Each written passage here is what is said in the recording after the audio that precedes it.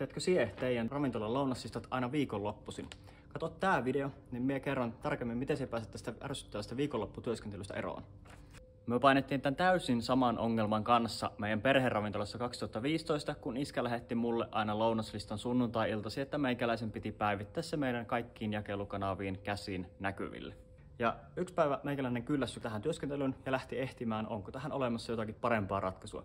Ja käytännössä hyviä ratkaisuja ei ollut olemassa, niin me lähdettiin kehittämään omaa ratkaisua. Nyt meillä on olemassa tämmöinen palvelu kuin Lounastaja, jolla pystyy suunnittelemaan sen lounaslistan suoraan tuolla verkossa.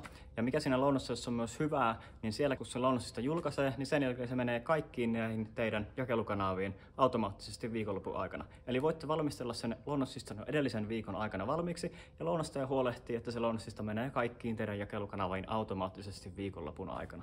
Ja me tehtiin tästä vielä tosi edullinen, eli käytännössä työ pääsette teidän omassa lounasravintolassa testaamaan tätä palvelua ihan 20. Siinä pääsette 2 kuukauden aikana näkemään, miten hyvin tämä palvelu toimii siellä teillä. Ja käytännössä jos se ei toimi, niin kokeilu ei sido yhtään mihinkään. Niin ota meikäläiseen yhteyttä, niin lähdetään testaamaan palvelua siellä teidän lounasravintolassa ja lähdetään vapauttamaan teidän viikonlopputyöskentely käytännössä näiden käsin näpertämisestä.